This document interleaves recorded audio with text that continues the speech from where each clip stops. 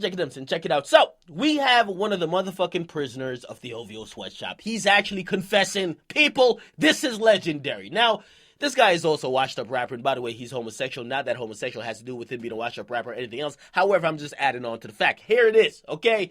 Makonnen, all right? Basically the guy who took some shots after Drake, or took some shot at Drake, once he got dropped from OvO, he's finally speaking up. Now, if you actually read this interview, and he did a coming out interview, quote unquote, which is obviously him like doing his first interview since he told people he's gay, but he did an interview and he's kind of exposing OvO. You want to know how the OvO sweatshop is like, and I'm hoping it ain't like this for Party Next Door, because this is how it is for Makonnen, according to him. By the way, this is only his account.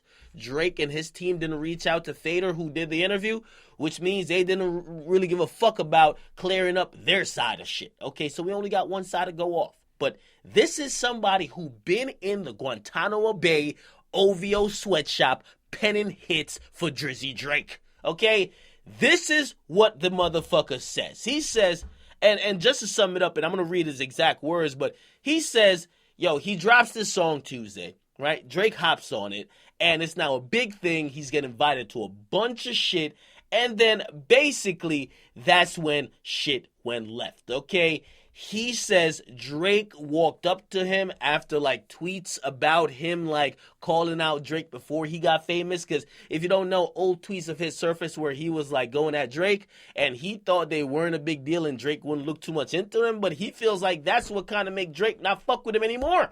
So he says he's at this award show, right? And he says this is what happened. Let me read his exact words. He says, I was threatened by others. Someone I so-called looked up to. By the way, he's talking about Drake. He's scared to say his name in this whole interview. This shit's creepy. I ain't gonna lie. He says, saying, we gonna fuck you up the next time we see you, nigga. And I was like, what?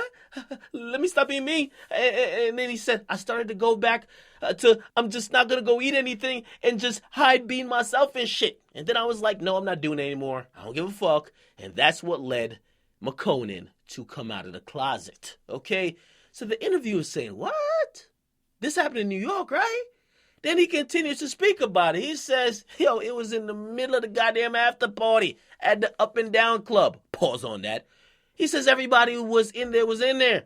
He said, I'm in here around these Vanguard Awards and I'm accepting. Took pictures with the Chainsmokers and G-Eazy and everybody, and we all friends.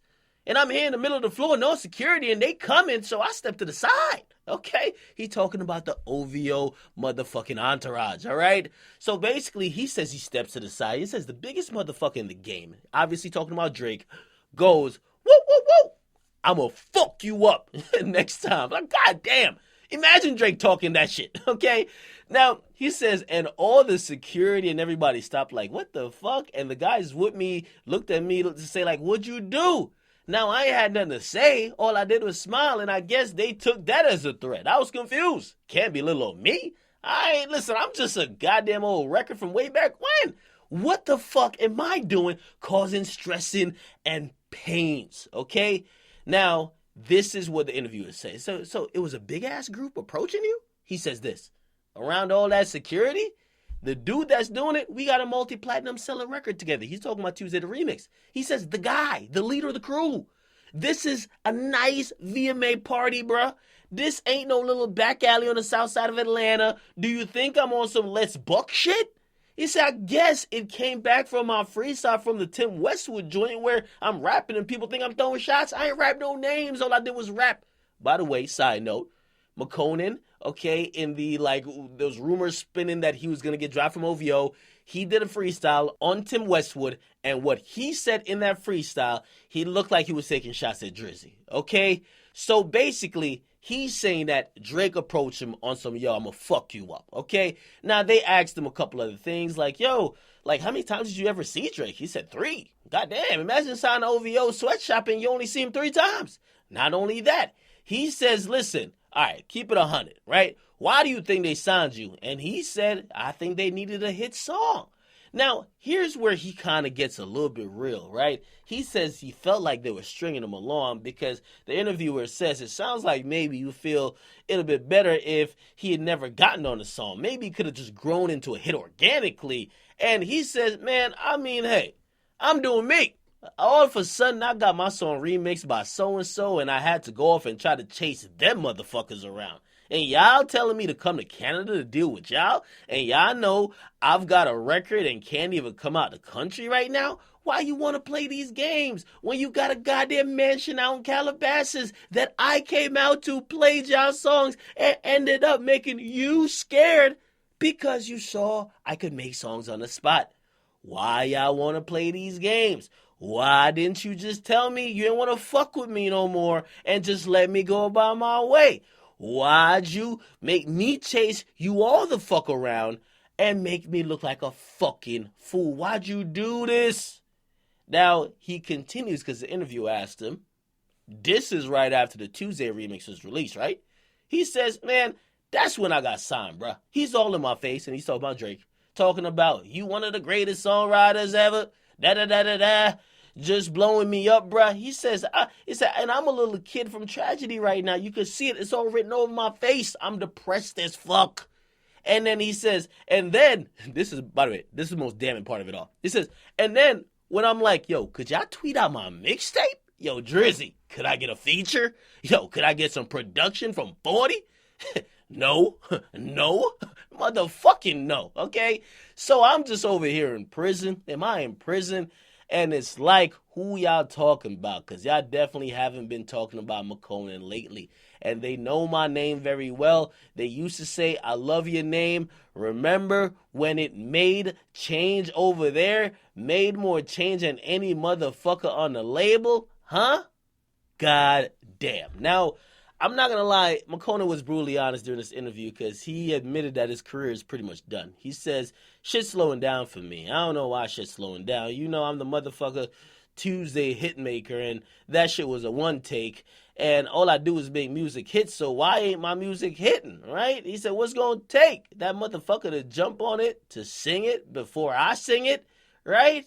He said, yeah, that's how we like it. That's how our ears are trained. You're too raw. We need to hear from the goddamn more cleaned up type of guy. And it's like, oh yeah, give it to them polished motherfuckers who take raw shit and imitate it. Let them do it.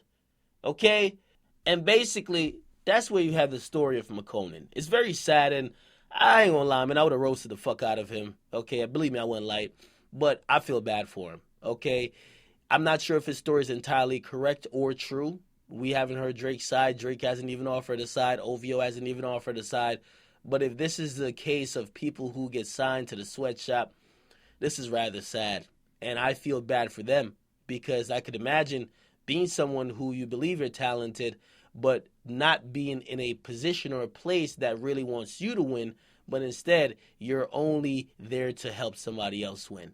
Right? You're not taken serious, okay? You're basically on the back burner, and not only that, you have to have all type of respect for this guy who, again, yeah, he's the head of the label, but he's definitely not focused on you, right? Add to the fact that Makonnen behind the secret that he was gay, and of course he knew that would affect his career, so it was definitely incredibly hard for him.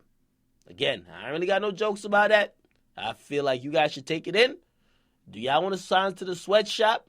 I don't know what perks they got. I hope my nigga Party Next Door got health insurance. I'm hoping he got more than the Porsche, the white one. I hope he got like a couple more. But this sound crazy. This sound very crazy to me. But I'll continue to say we only hearing one side. I'm going to give him the benefit of the doubt. But this sounds like how I felt like the working conditions were. Except I expected a ball and a chain like he was tied to a fucking desk writing hits. You guys be the judge. Get in the comment box. Make sure you guys like. Definitely subscribe. It's your boy, Akademiks